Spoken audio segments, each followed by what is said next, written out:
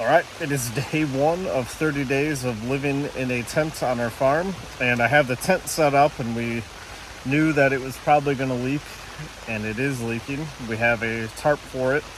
I'm going to flip the camera around here a second and show you a little bit of the setup and what I have to do today. Pretty decent sized tent. There's a little rain here in the entry, little rain coming in over there. So what we have is a giant tarp here that I need to put up over the tent once I get my rain suit on, and then set everything else up. I got a cot here, air mattress, I have all my clothes for work in a weatherproof bin, washing machine, shower that I have to set up yet. But yeah, the biggest thing right now is going to be getting this tarp over top of the tent so it doesn't get more wet than it already is. I was able to get the tarp over the tent. It took down a lot of the light that is inside of the tent, but overall, hopefully this will keep more of the water from coming in. So the next step is setting everything up. The first thing that I would really like to get set up in here is my cot. It's about 11 a.m. So if I can get that set up, make some good progress, I'll probably take a nice nap this afternoon before I start working out in the field. No nap, but I did get to lay there for a few minutes and listen to the rain hitting the tent, and it was super relaxing. Cot is set up, and guess what? I forgot a pillow. Thankfully, this little air mattress deal has a inflatable pillow on it, so I'll rock that for tonight. I do have to run back home tomorrow to pick up a package, so I will be grabbing a pillow then. But for tonight, hopefully this inflatable deal will do the trick. And this is what the tent looks like on the outside. The tarp, like I said, is doing its job. Here's a little tour of the campsite. We have our homemade water filter here. Doing this, you can see how yellow the water is for drinking water, but also to wash my clothes with, because with how hard the water is, you can see in there that it would turn the clothes yellow really fast. That's something my parents battled with when we were younger. The well water would turn all of our whites yellow, so until they had a soft water system, we had to wash the whites at my grandma's house, and we didn't buy white clothes for the most part. But I'll show you in a minute later on in the video what the water looks like once it's filtered. It's nice and clear. Going back to the tent site, this is our bathroom. Have it staked down, so this is where I will be showering and where I will also be using the restroom. So we have our bathroom bucket there. We'll have a bag in there and another little bucket with dirt to cover the goodies, and then dump that every weekish. Blueberries, obviously, because we're camping in the middle of a blueberry field. And then we have our homemade speed compost bin here. Been going for about 2 weeks here. Loving that. That'll be for the raised beds and everything that we have next year. Our well, we did get our longer pipe, but we decided just to keep it a little bit lower. It works where it is. Not really interested in messing around with it more. And then our fire pit, where I'll be doing cooking when it's not raining and not in a hurry. So next on the list is checking out our propane tank and burner, and I could really go for a cup of coffee, so we're going to get that going here shortly.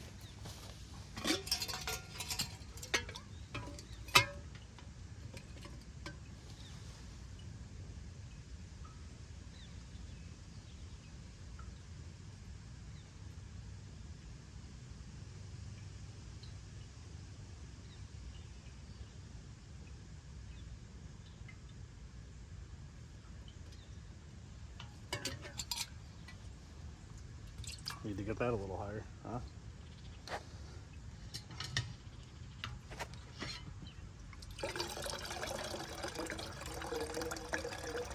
It takes a really long time for this to gravity feed down, but way worth it, obviously. That's right. I love my McCafe breakfast blend.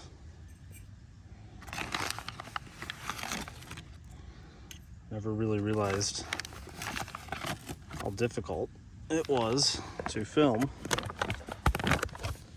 with one hand and do simple tasks such as make a cup of coffee. Thankfully the rain's lightened up for a couple hours here. Let's see if this works. So we used to use this for frying turkeys.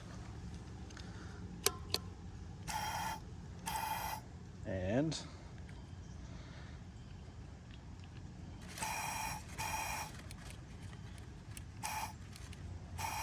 there we go. Probably don't need it that high. This is offending some of the purists. It has been raining all night. Pretty much set up, but I really want a cup of coffee, so we're gonna do it this way. And it helps me test this. And it's a success. The turkey fryer works for our coffee percolator. I believe it's a percolator. If it's not, let me know below. I had to turn the heat way down, but we're gonna let it go for 3 minutes and then enjoy a nice warm cup of coffee before we get to work. The work that I did is chopping all of these trees down, or at least starting it. So what I'm about to show right here is a maple tree, and it is growing in the center of the crown of the blueberry bush, and it is fighting for nutrients and water and essentially choking the bush out. So over the next couple of days, I'm going to be chopping these down and getting them under control.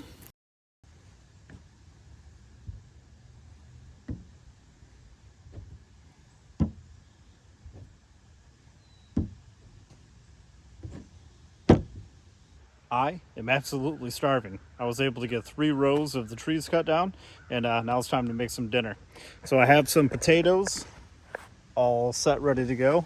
And in our sweet Yeti cooler, we have some bacon and butter. I'm gonna do a little bit of butter, 2 slices of bacon, some fresh asparagus, and some top sirloin. If you don't have a Yeti cooler, check it out. Ice has been in there for well over 24 hours. The steak is still frozen. Steak has been in there for a while also. So let's get prepping. It's kind of odd being out here by myself. My wife and son left for Georgia this morning. They're going to be staying with her mom for the next 3 weeks before the little man has to go back to school and before the wife returns to office. Yeah, kind of, I don't know, feels interesting. I also realized that I'm going to be doing an incredible amount of physical labor here outside of my normal job. So I'm probably going to have to increase my caloric intake. And one of my goals while I'm out here is to eat completely clean and not eat junk. So it'll be interesting.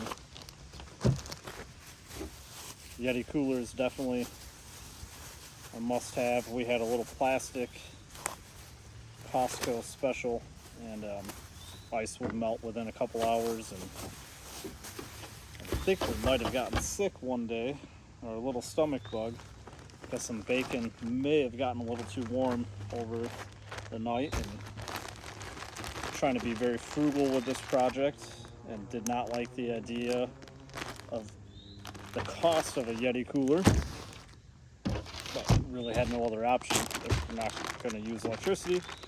And using electricity really isn't an option because there isn't any out here. My parents live very close, but in my opinion, that kind of takes away from the fun of roughing it for 30 days in a tent if we rely on my parents' electricity essentially. That's starting to thaw a little bit. Just gonna leave that right here. I know a lot of you are probably saying cross-contamination. Well, hopefully I don't get sick. Let's get this stuff cut up. Got our mega sharp Amazon special knife. This thing bought it for my wife a while back ago. It's crazy expensive, but it is crazy sharp.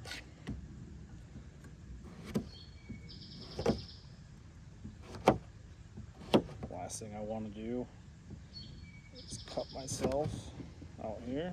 I have to drive myself bleeding out to the hospital. It's kind of awkward how I'm cutting because I'm trying to get some camera footage. I really wanted to document this journey as we rebuild, a farm. Talked about it in other videos, but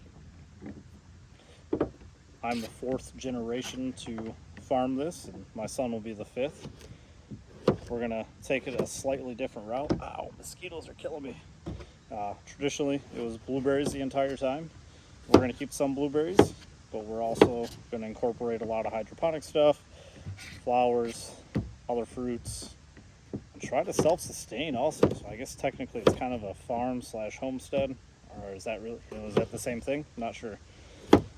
But yeah, we're gonna grow way more than just blueberries. As far as how we're gonna profit from this farm, don't really know yet.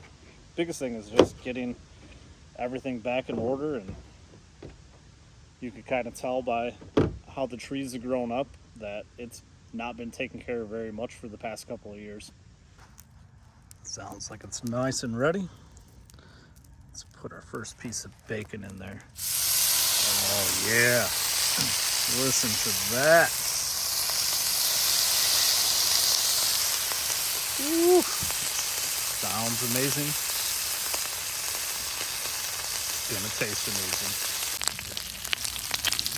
It's only a little burnt. This is definitely gonna take some getting used to. Only day one. I'm gonna keep telling myself that. It's only day one. It's only day one. Go figure. It's starting to rain. Put some butter in there. Potatoes. And our asparagus.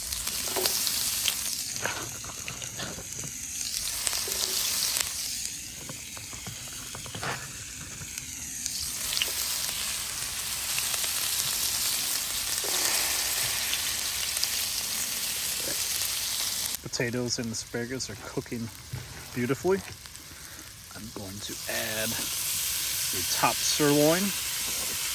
This is shaped or formed top sirloin from Gordon Food Service. It was like $60 for I don't even know how many pounds, so we'll see how it works out. Looks like everything's cooked. Oh, should probably move that closer. I'm already kind of annoyed by how many times I've had to go inside the tent, that this isn't really elevated. I like to be efficient with my use of time, and can already feel like this is going to be a ton of work, and that I'll have to figure out how to gain time here and there. But overall, about 15 minutes probably to cook dinner, including prep time. Let's see how it tastes. Here we go. First meal, living on the farm for 30 days in a tent.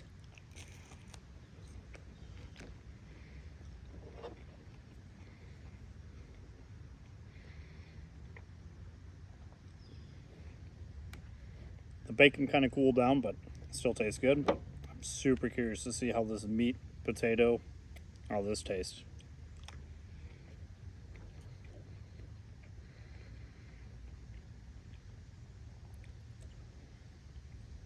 Not bad. You can taste the asparagus flavor. The top sirloin tastes really good. Potatoes, butter, a little hint of bacon. Feels like this should be a pretty high calorie meal for the most part. So yeah, I would say success for the first meal. After I get done with this, I need to wash all the dishes, set them in the tent to dry, and then we'll go from there.